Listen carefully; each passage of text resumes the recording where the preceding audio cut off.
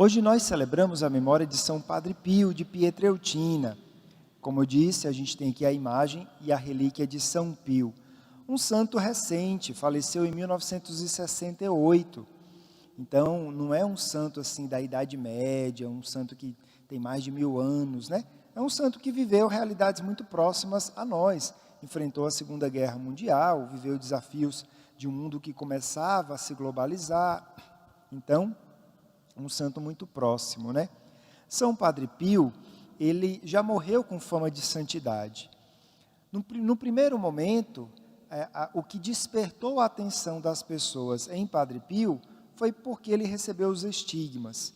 Então, os estigmas são as marcas da paixão. Ele tinha 2 feridas, uma em cada mão, ele tinha uma ferida em cada pé, e ele tinha uma dor sempre constante aqui ao lado. Então, isso ele recebeu em 1918, então ele ficou 50 anos com os estigmas em seu corpo, né? E isso já começou a chamar a atenção das pessoas, isso fez com que ele se submetesse a vários exames médicos, né?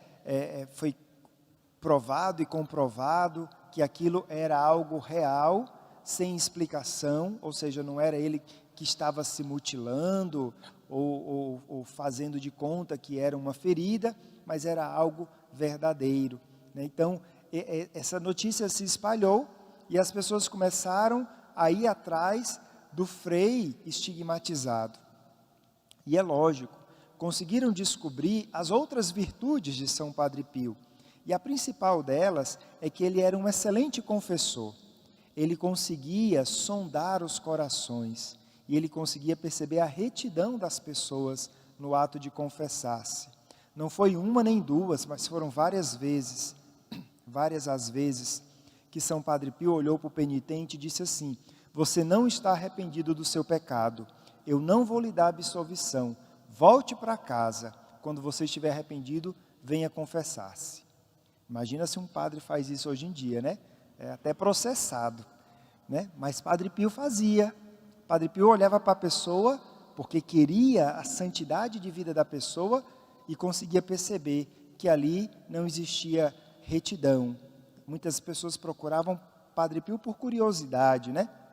Então ele conseguia identificar essas realidades. Outro fato que é bem curioso na vida de Padre Pio é que ele tinha um dom muito raro, chamado dom da bilocação. Significa dizer que Padre Pio conseguia estar em 2 lugares ao mesmo tempo.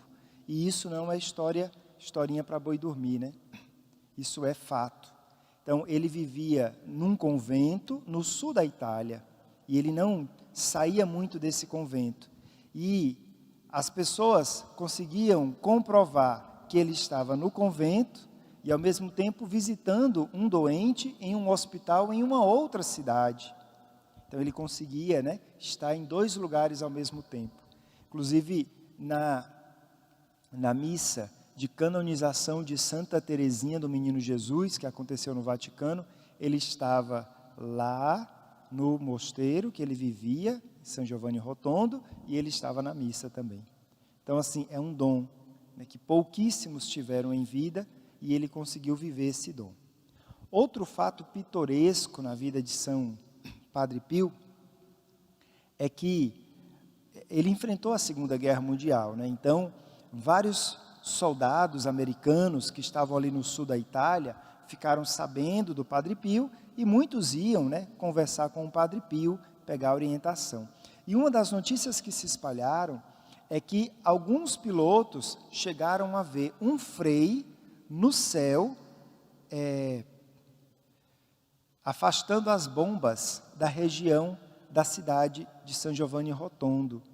E isso foram vários pilotos que relataram. E, de fato, naquela cidade não caiu nenhuma bomba. No redor, né, várias cidades foram destruídas, dizimadas, mas em São Giovanni Rotondo ela permaneceu intacta. Então, são várias as virtudes de São Padre Pio, e ele já morreu com fama de santo, né? Mas o principal legado que ele deixou para a igreja e para o povo de Deus foi um hospital. Ele construiu um hospital com a ajuda do povo. lá em San Giovanni Rotondo, que se tornou referência na Itália, um hospital gratuito, que médicos renomados entram em fila de espera para poder prestar serviço voluntário. Não é nem pago não, é voluntário, de tão renomado que o hospital é. Então é um grande legado de São Padre Pio para a igreja e para o povo de Deus. E São Padre Pio era muito devoto de São Miguel Arcanjo. Na verdade, esse boom da devoção a São Miguel Arcanjo, nessa fase da igreja que nós estamos vivendo, pós-Concílio Vaticano II, ela foi resgatada através da devoção de Padre Pio a São Miguel. Então a gente deve muito a ele. Hoje a gente tem uma devoção mais florescida na igreja, mais renovada, né? Porque a igreja sempre teve devoção a São Miguel Arcanjo, mas houve um momento ali em que houve um silêncio nessa devoção, e São Padre Pio resgatou. Padre Pio, ele desde criança falava que São Miguel Arcanjo estava sempre presente na sua vida. Ali no início da sua vida adulta, São Padre Pio tem vários relatos de lutas contra o demônio. Ele passava madrugadas inteiras lutando contra o demônio, acordava às vezes machucado, às vezes até desfigurado. E em várias vezes ele disse que São Miguel Arcanjo estava com ele na luta contra o demônio. Também São Padre Pio, e é tão bonito, a gente falou tanta coisa bonita de São Padre Pio, né? Que a gente fica assim, nossa, que homem santo, né?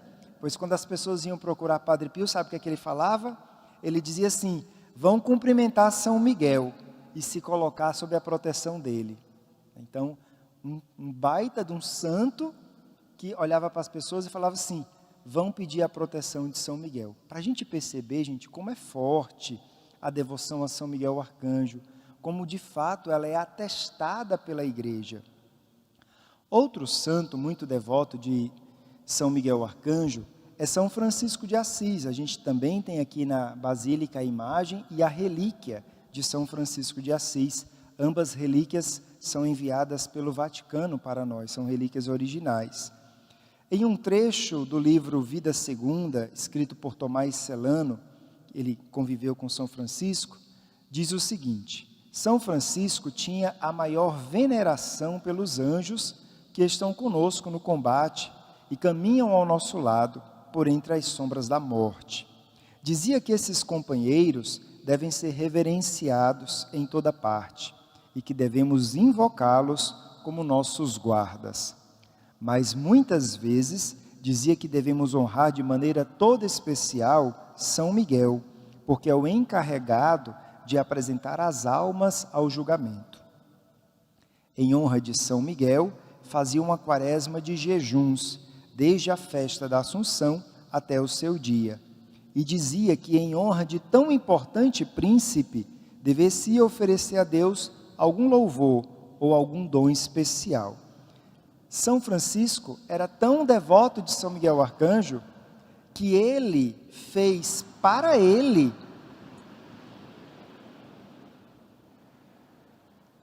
já está difícil falar, ainda mais concorrendo com o barulho da moto, né?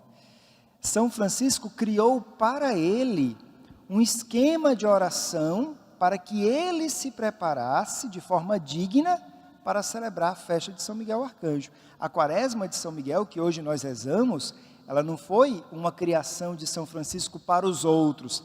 Eu vou sentar aqui e vou escrever várias orações para que as pessoas rezem. Não, ele criou a quaresma para ele rezar, porque ele queria se preparar bem para a festa de São Miguel Arcanjo.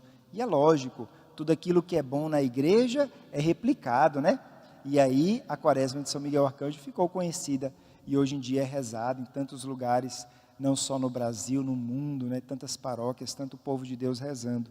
E a gente dá graças a Deus por isso e agradece também a São Francisco por essa inspiração que ele teve.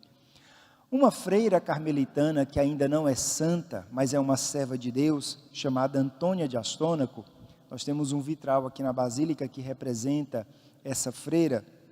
Ela é de Portugal e em 1750 ela teve algumas revelações privadas de São Miguel Arcanjo, no qual ele pedia que ela divulgasse uma forma de oração que louvasse a Deus através do coro dos anjos. E essa oração passou a ser conhecida como a coroa de São Miguel, ou o rosário de São Miguel, como nós costumamos chamar. E também se espalhou pelo mundo, né? É uma outra santa, não é santa, é uma serva de Deus, em processo de canonização, mas que tinha essa devoção por São Miguel Arcanjo, que teve essa graça também das mãos do Arcanjo Miguel. Penúltimo santo para a gente falar essa noite, Santo Anselmo, não é muito conhecido, mas em um dos seus escritos, ele vai dizer que existia um piedoso religioso que havia sido tentado por Satanás, porque ele tinha sido batizado já adulto, e Satanás estava tentando ele, dizendo que os muitos pecados que ele havia cometido na vida iriam privá-lo da salvação. E ali naquele momento de luta contra o demônio, esse religioso, então, tem a graça de ver São Miguel Arcanjo, que se coloca diante do demônio para dizer que o batismo lavou todos os pecados e que ele não precisava carregar aquela culpa. Então, é um santo, Santo Anselmo, falando da intervenção de São Miguel Arcanjo em favor da salvação de um religioso. Por fim, Santo Afonso Maria de Ligório, fundador dos redentoristas, né? A gente sabe que o Santuário Nacional de Aparecida é conduzido pelos padres redentoristas, não só, tantos lugares no mundo. Então, Santo Afonso, ele era muito devoto de São Miguel Arcanjo, ao ponto dele deixar escrito que todas as casas redentoristas devam ter uma imagem de São Miguel Arcanjo, para que os irmãos que moram nela possam se lembrar sempre da proteção divina que São Miguel Arcanjo exerce em nossas vidas. Santo Afonso, ele vai também contar um episódio em que ele identifica São Miguel como o defensor dos agonizantes. Não dá para ver agora à noite, né, porque a gente não tem a luminosidade necessária, mas esse vitral aqui, esse primeiro vitral aqui, retrata justamente o agonizante sendo defendido por São Miguel. É uma pessoa no leito da cama, provavelmente alguém que está morrendo, está agonizando, tem uma mulher ajoelhada, deve ser a esposa, pode ser a filha, pode ser uma parente, né, uma pessoa próxima do agonizante, e no fundo tem São Miguel. Então ali está retratando essa presença de São Miguel nos últimos momentos da vida. Santo Afonso, então, ele testemunhou a graça da conversão de um homem polonês, da nobreza, cuja vida era um mar de pecados, longe de Deus. Este homem estava já desfalecido, com um coração em desespero pela morte que se aproximava, quando recebeu a visita de São Miguel Arcanjo, a quem nutria uma discreta devoção. O arcanjo incentivou aquele homem ao arrependimento de seus pecados. Santo Afonso narra que São Miguel Arcanjo disse ao moribundo que havia intercedido por ele junto a Deus, para que tivesse mais um tempo de vida, a fim de procurar alcançar a salvação eterna. E aí o que é que aconteceu? 2 padres receberam a visita de um jovem que disse que aquele doente precisava muito da visita de um padre. Provavelmente esse jovem foi São Miguel Arcanjo. Os padres vão lá na casa desse homem, ele é atendido em confissão, se arrepende dos seus pecados, recebe a comunhão e morre em paz. Então, São Miguel Arcanjo que defendeu este homem no momento da morte, né, para que ele alcançasse a salvação eterna. Então, são vários santos na igreja, a gente apresenta alguns, até porque não dá para ficar a noite inteira falando aqui, mas são vários santos na história da igreja que têm essa devoção a São Miguel Arcanjo dentro da sua vida espiritual. E isso serve para nós como luz, para que a gente também perceba a riqueza dessa devoção e procure vivê-la no dia a dia, para que a gente cresça nessa experiência desse Deus que nos defende através dos anjos, em especial de São Miguel Arcanjo, e desse Deus que quer a nossa salvação. Por isso também nos envia os seus anjos, e em especial São Miguel Arcanjo, para nos defender. Louvado seja o nosso Senhor Jesus Cristo.